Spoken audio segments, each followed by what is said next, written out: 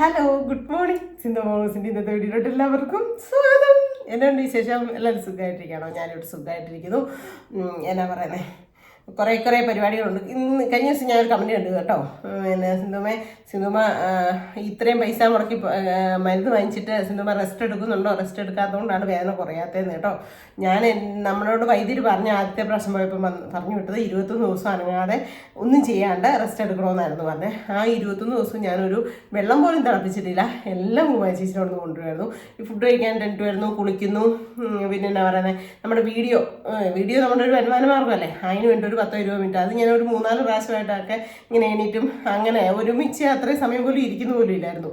അങ്ങനെയായിരുന്നു ചെയ്തത്. ആൾ പറഞ്ഞ കണക്ക് എല്ലാം ഞാൻ ചെയ്തു. ചൂട് വെക്കേണ്ടതും എന്നാ പറയുന്നത്, ആവി വലിക്കേണ്ടതും ചൂട് പിടിക്കേണ്ടതും മരുന്ന് കഴിക്കേണ്ടതും എല്ലാം കറക്റ്റായിട്ട് ചെയ്തു. എന്നിട്ടും എനിക്കൊരു ലേശം പോലും കുറവുണ്ടായില്ല. അപ്പം ചെന്നപ്പോൾ ആളോട് പറഞ്ഞപ്പോൾ ആൾക്ക് ഭയങ്കര വിഷമമായെന്നൊക്കെ ഞാൻ വീഡിയോ അത് കഴിഞ്ഞ ദിവസം പറഞ്ഞിട്ടുള്ളതാണ്. പക്ഷേ അത് കഴിഞ്ഞ് പിന്നെ പുള്ളി പറഞ്ഞു വിട്ടത് 7 ദിവസം കറക്റ്റായിട്ട് അങ്ങനെ ചെയ്യൂ, അത് കഴിഞ്ഞ് കുറച്ച് പണി ചെയ്തോളാന്നാണ് പറഞ്ഞത് കേട്ടോ. അമ്മുവൊക്കെ വന്നപ്പോഴേക്കും ആ വൈദ്യരുടെ അടുത്ത് പോയിട്ട് നമ്മൾ വന്നതിൻ്റെ 2-3 ദിവസം കഴിഞ്ഞപ്പോൾ അമ്മ വന്നത്. അതുകൊണ്ട് ഞാൻ അമ്മുവൊക്കെ വന്നപ്പോൾ ഒരു ഫുഡ് ഉണ്ടാക്കാനോ അല്ലെങ്കിൽ എണീക്കാനോ കൊച്ചിൻ്റെ കൂടെ കളിക്കാനോ അങ്ങനെ ഒന്നും ഞാൻ ചെയ്തില്ല. അത്യാവശ്യം ജസ്റ്റ് ഒന്ന് എണീറ്റു, അങ്ങനെയൊക്കെ അല്ലാണ്ട് റെസ്റ്റ് പുള്ളി പറഞ്ഞോളൊക്കെ തന്നെ ഞാൻ കേട്ടിട്ടുണ്ടായി, റെസ്റ്റ് എടുത്തിട്ടുണ്ടായി. ഇത് എൻ്റെ ഈ അത്രമാത്രം ക്ഷതം ഏറ്റിട്ടുള്ളത് കൊണ്ടൊക്കെയാണ് കുറയാത്തത്. ബാക്കി എല്ലാവർക്കും കുറയുന്നുണ്ട് പോകുന്നവരുടെ. എന്നാ ചെയ്യാനാണ്? പിന്നെ നമ്മുടെ ഒരു ഭാഗ്യദോഷവും കൂടെ ആയിരിക്കാം, സമയദോഷമൊക്കെ ആയിരിക്കാം. എന്തായാലും ഇനിയിപ്പം ഞാൻ പറഞ്ഞില്ലേ, വേറെ പോയി ഒരു കാര്യം ചെയ്യാനായിട്ടാണ് തീരുമാനിച്ചിരിക്കുന്നത്. വേറെ ഒന്നുമല്ല, തിരുമ്പും കിഴി കുത്തും. അതെങ്ങോട്ടേക്കാണ് എവിടോട്ടാണ് പോകുന്നതെന്നൊക്കെ ഉള്ളത് പിന്നീട് പറയാം. അപ്പം വൈദ്യരുടെ അടുത്തിട്ടാണോ, വൈക്കത്താണോ, അതോ പാലായിക്കാണോ, 3-4 സ്ഥലങ്ങൾ ഞങ്ങളിങ്ങനെ പ്ലാൻ ചെയ്തിട്ടുണ്ട്. അപ്പം നമുക്ക് ഏറ്റവും എളുപ്പമായിട്ട് എന്നാ പറയുന്നത്, ഏറ്റവും സൗകര്യപ്രദമായിട്ടൊക്കെ ഉള്ള സ്ഥലം, പിന്നെ നമ്മുടെ ഒരു ശേഷിക്ക് അനുസരിച്ച് നമ്മുടെ കാര്യങ്ങൾക്കൊക്കെ അനുസരിച്ചുള്ളൊരു സ്ഥലമായിരിക്കും സെലക്ട് ചെയ്യുന്നത്. അപ്പോൾ എന്തായാലും തിരുമ്മി കിഴി കുത്തി കഴിയുമ്പോഴത്തേനും 1 വർഷത്തിന് എന്തായാലും വേദന കുറയും. പൂർണ്ണമായിട്ടൊന്നും മാറി കിട്ടിയല്ല. ഇതിപ്പോൾ എൻ്റെ പറഞ്ഞവരൊക്കെ ഇങ്ങനെ കൂടെ കാവലായിട്ട് കാണും. എന്നെ ചെയ്യാൻ ആലോചിച്ചേ പറ്റത്തുള്ളൂ. പക്ഷേ നമുക്ക് സഹിച്ച് പിടിച്ച് നിൽക്കാൻ വയ്യാത്ത ആകുമ്പോഴത്തേനുമാണ് ഞാൻ ഇത്രയും മരുന്നുകളും കാര്യങ്ങളും ഒക്കെ എടുക്കുന്നത്. എന്തായാലും നമുക്ക് നോക്കാം. റെസ്റ്റ് എടുക്കാഞ്ഞിട്ടല്ല കേട്ടോ, റെസ്റ്റ് എടുക്കുന്നുണ്ട്. പക്ഷേ ഇനിയിപ്പോൾ എന്നാന്ന് ചോദിച്ചു കഴിഞ്ഞാൽ, ഞാൻ ഒരാഴ്ചക്കുള്ളിൽ ഈ തിരുമ്പും കിഴി കുത്താനായിട്ട് പോകാനായിട്ടാണ് പ്ലാൻ ഇട്ടേക്കുന്നത്. അപ്പോൾ അതിന് മുമ്പായിട്ട് എന്തായാലും ഞാൻ എല്ലാം ഒന്ന് ചെയ്ത് നീറ്റാക്കാമെന്ന് വിചാരിച്ചു. അങ്ങനെ കുറേ പരിപാടികളുണ്ട്. പാത്രം ഇരിക്കുന്നതോടൊക്കെ ഒന്ന് പൊടിയത് ഉടച്ച് വെക്കുകയും കാര്യങ്ങളും ഒക്കെ ചെയ്യണം. അങ്ങനെ കുറച്ച് പരിപാടികളാണ്. അതിനിടയ്ക്ക് ഇന്ന് അതൊക്കെ ചെയ്തേക്കാം എന്നൊക്കെ കരുതി തുണിയൊക്കെ തേച്ച് ഒതുക്കി അതൊക്കെ കയറ്റിയല്ലോ അലമാരി. അപ്പം ഇനി അതൊക്കെ ഒന്ന് ചെയ്ത് ഒതുക്കാമെന്നൊക്കെ വിചാരിച്ചപ്പോഴത്തേനും നമ്മുടെ സാറ് പോർക്കും കപ്പയും മേടിച്ച് കൊടുത്തിട്ടുണ്ട്. കാരണം എനിക്ക് ഇതൊന്നും കഴിക്കാൻ പാടില്ലായിരുന്നല്ലോ കപ്പയൊക്കെ. അപ്പോൾ കപ്പ മാത്രമാണ് ഞാൻ ആളോട് കൊതി പറഞ്ഞിട്ടുണ്ടായത്. അപ്പോൾ എന്നോട് ഇന്ന് വിളിച്ചിട്ടൊക്കെ ഏറ്റവും ആൾക്ക് ഇഷ്ടമുള്ളത് പോർക്കാണേ. ഞാൻ എന്നിട്ട് എടി എന്നാ മേടിക്കണ്ടേ, ഇച്ചിരി കപ്പയും ബീഫും മേടിച്ചാലോ? ഞാൻ പറഞ്ഞാൽ ശരി മേടിക്കും. അത് കഴിഞ്ഞ് 2 മിനിറ്റ് ഉണ്ടായിരുന്നിട്ട് അല്ലെങ്കിൽ കപ്പയും പോർക്കും മേടിച്ചാലോ? ഞാൻ പറഞ്ഞാൽ എന്തെങ്കിലും മേടിക്കും, നിങ്ങൾക്ക് ഇഷ്ടമുള്ള എന്തെങ്കിലും വാങ്ങിയാൽ പറഞ്ഞു. അപ്പോൾ ആൾ കപ്പയും പോർക്കും മേടിച്ച് കൊടുത്തു വിട്ടിട്ടുണ്ട്. അപ്പം അവനെ ഞാനൊന്ന് ഇന്ന് സ്പെഷ്യലായിട്ട് അടിപൊളിയായിട്ട് അടുപ്പയിൽ, അതായത് നമ്മുടെ തീ കത്തിച്ച് വെക്കുന്ന അടുപ്പയിൽ വെച്ച് മൺചട്ടിക്കകത്ത് വെച്ചുണ്ടാക്കാൻ പോവാം. എന്നാ വരുന്നോ? നമുക്ക് എല്ലാവർക്കും കൂടി ഉണ്ടാക്കിയാലോ? ഉണ്ടാക്കുകയും ചെയ്യാം, നമുക്ക് എല്ലാവർക്കും കൂടി കഴിക്കുകയും ചെയ്യാം. എന്നാ വായോ? അപ്പം നേരെ കപ്പയും പോർക്കുമാണ് മേടിച്ച് വെക്കുന്നത്. തോന്നുന്നു പോർക്കാണോ എനിക്ക് ബീഫാണോ? അയ്യോ എനിക്ക് ബീഫാന്ന് തോന്നുന്നു കേട്ടോ, പോർക്കല്ല ബീഫാ. അയ്യോ ഞാൻ പോർക്കാന്ന് ഓർത്ത് ഇൻട്രോ എടുത്ത് പോർക്കാടിയതാ എന്നോട് പറഞ്ഞത്. എന്നാ പോർക്ക് കിട്ടിക്കാണിയല്ലോ കേട്ടോ. അപ്പം ബീഫാണേ. അപ്പം നമുക്ക് നോക്കാം.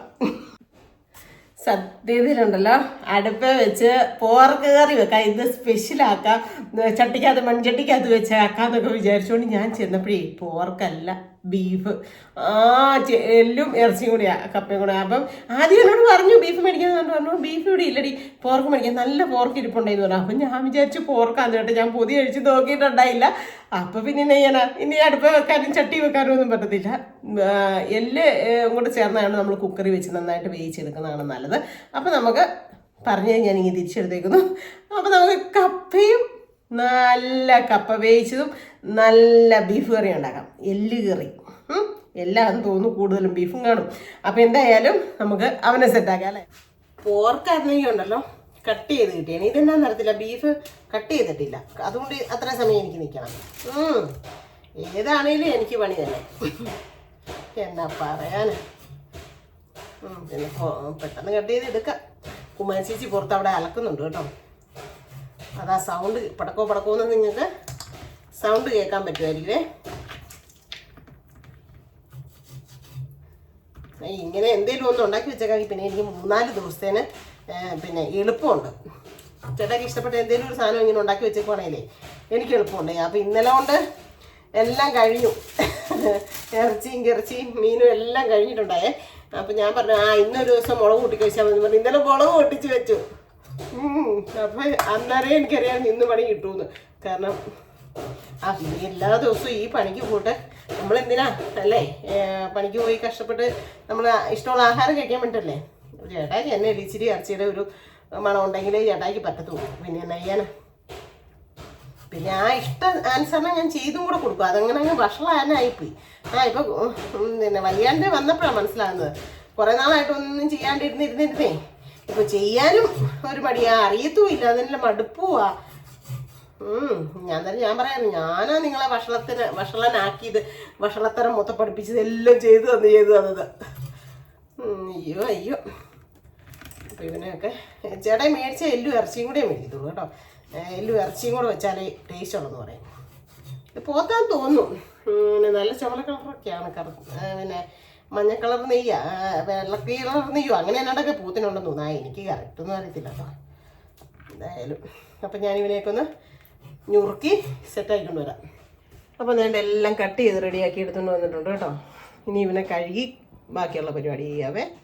അപ്പോൾ ഇവനെ എല്ലാം ഒന്ന് കട്ട് ചെയ്ത് പൊളിച്ച് വൃത്തിയാക്കി കഴുകി കട്ട് ചെയ്തെടുക്കാം കേട്ടോ.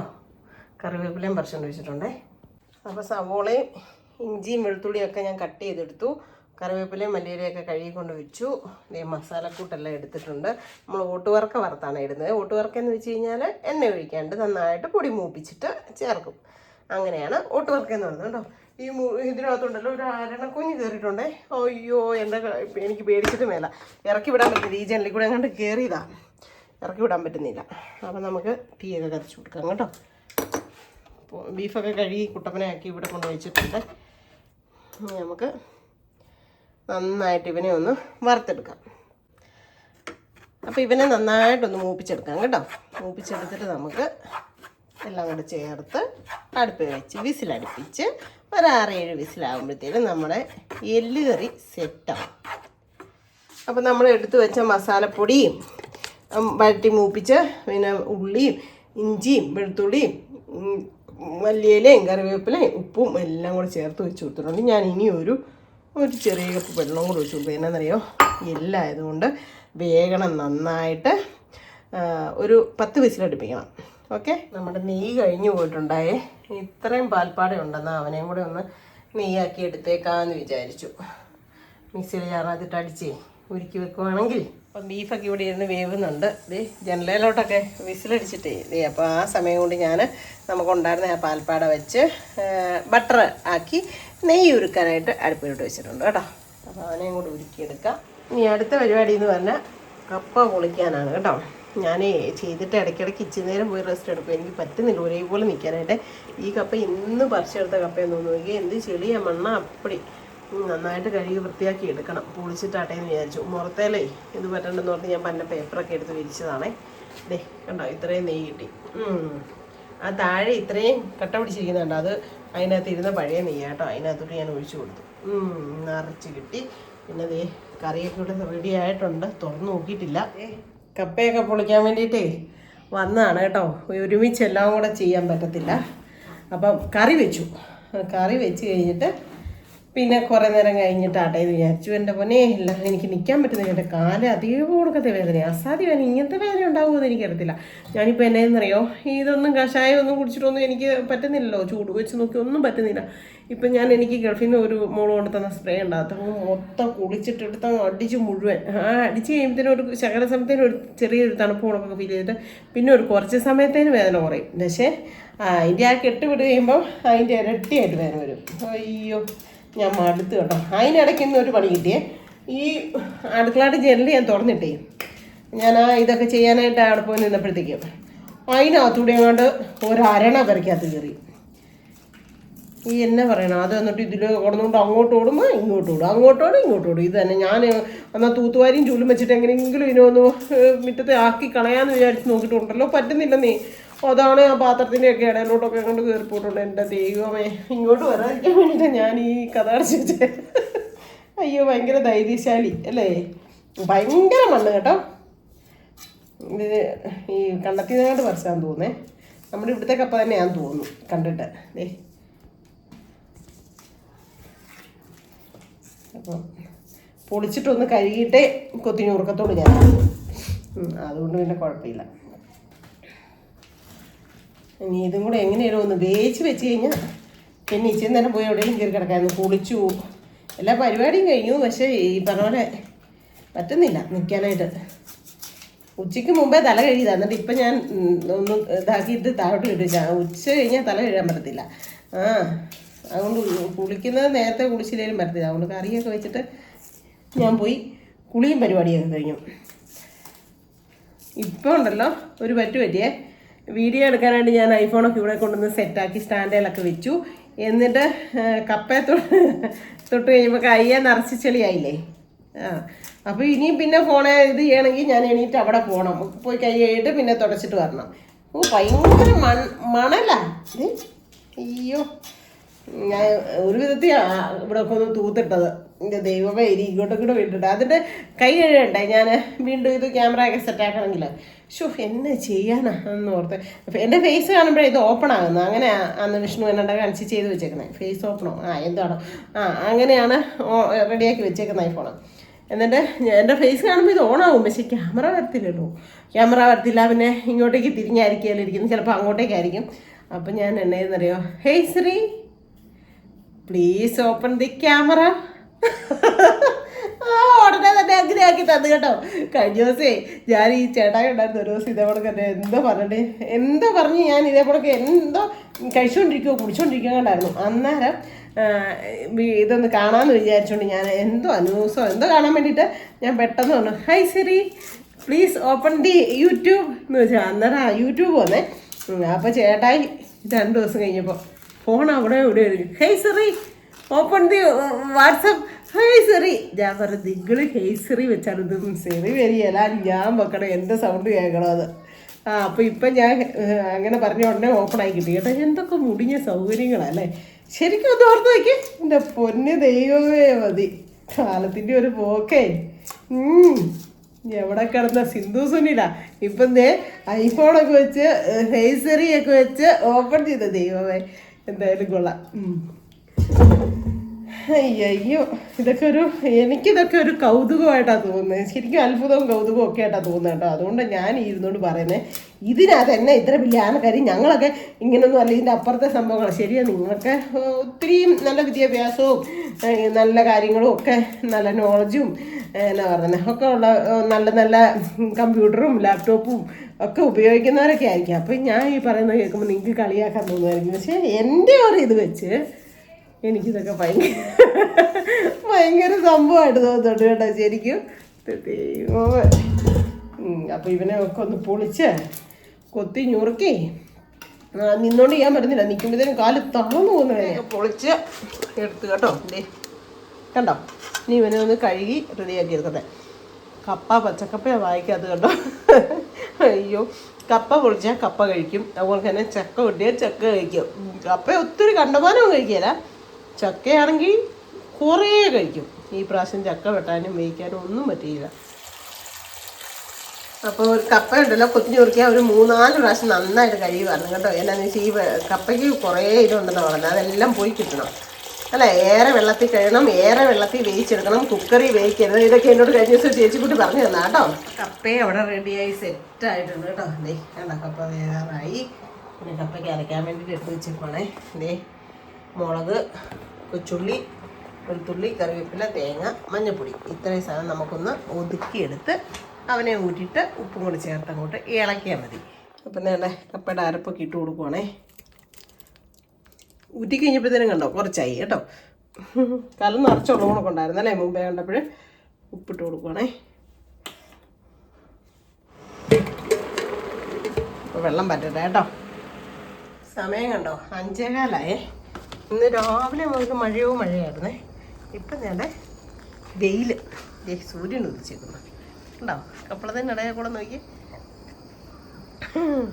സൂര്യൻ വെച്ചേക്കുന്നു. മഴയാണ് വീട്ടോ കിടക്കുന്നുണ്ടോ? ഇപ്പം വെയിൽ വന്നേക്കാം. അയ്യോ എന്നാ കാലാവസ്ഥയൊക്കെയാണോ? അയ്യോ അതി എന്നാ പോലെ ഒരു പാൽപുഞ്ചിരി ഇഷ്ടപ്പെട്ട സാധനം 2 മാസം ആയി ഞാൻ കൂട്ടിയിട്ട് കഴിച്ചിട്ട്. പക്ഷെ ഞാൻ ഇന്നിപ്പോൾ കഴിച്ചു കേട്ടോ. ഞാൻ ഇച്ചിരി കഴിച്ചു സന്ധ്യയായിരുന്നു. അല്ല പോർക്കാൻ മേടിക്കുന്നതെന്ന് രാവിലെ പറഞ്ഞു. അതുകൊണ്ടാണോ വേണ്ടാന്ന് വെച്ചേ? ആദ്യം ഒരു പക്ഷെ എന്നോട് ബീഫും കപ്പയും ആണോ? ആദ്യം 2 വർഷം ബീഫും കപ്പയും മേടിക്കാടി എന്ന് പറഞ്ഞു. അല്ല ആദ്യം പറഞ്ഞു ബീഫും കപ്പയും മേടിക്കാന്ന്. അത് കഴിഞ്ഞിട്ട് പറഞ്ഞു നല്ല പോർക്ക് ഇരിപ്പുണ്ടല്ലേ, പോർക്ക് മേടിക്കാല്ലേ എന്ന് പറഞ്ഞു. അപ്പം ഞാൻ മേടിച്ചോളാൻ പറഞ്ഞായിരുന്നല്ലോ.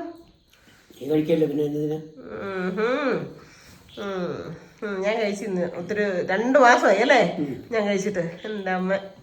പക്ഷെ എനിക്ക് ബീഫ് അത്ര അങ്ങനെ തോന്നിയില്ല. കപ്പ എനിക്ക് 2-3 പ്രാവശ്യം തോന്നി, പച്ചക്കപ്പ. അത് ഞാൻ അന്ന് മേടിച്ച് പുഴുങ്ങി തിന്നല്ലോ കഴിഞ്ഞ്. എന്താ പൊന്നെ. എന്നിട്ട് എങ്ങനെയുണ്ട് കപ്പയും ബീഫ് കറി? സൂപ്പറായോ? എല്ലി കറി എങ്ങനെയുണ്ട്?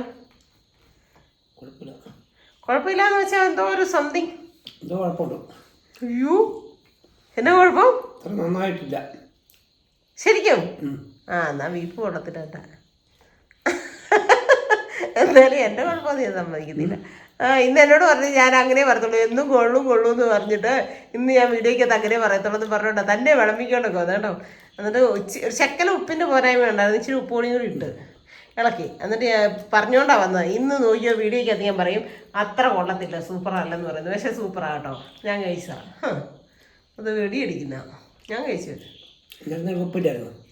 ഇച്ചിരി ഉപ്പ് കുറവുണ്ടായിരുന്നു. അല്ല എനിക്ക് കഷായം കടിച്ചു കുടിച്ച് അറിയത്തില്ലേടായി, ടേസ്റ്റ് അറിയാൻ പറ്റത്തില്ല. എന്നിട്ട് ഇച്ചിരി കുറവ് പോലൊക്കെ തോന്നി. പിന്നെ ഞാൻ ഓർത്ത് വേണ്ട ഇടണ്ട, ഇനി ഇട്ട് കഴിഞ്ഞാൽ കൂടിപ്പോയെങ്കിലോ അത് വന്നിട്ട് തന്നെ നോക്കിയിട്ട് ഇട്ടോട്ടെ എന്ന് വിചാരിച്ചു. എൻ്റെ അടുത്താണോ കളി? എൻ്റെ മോനെ സൂപ്പർ കേട്ടോ. നല്ല കപ്പ, നല്ല കപ്പ, നല്ല ഇറച്ചി.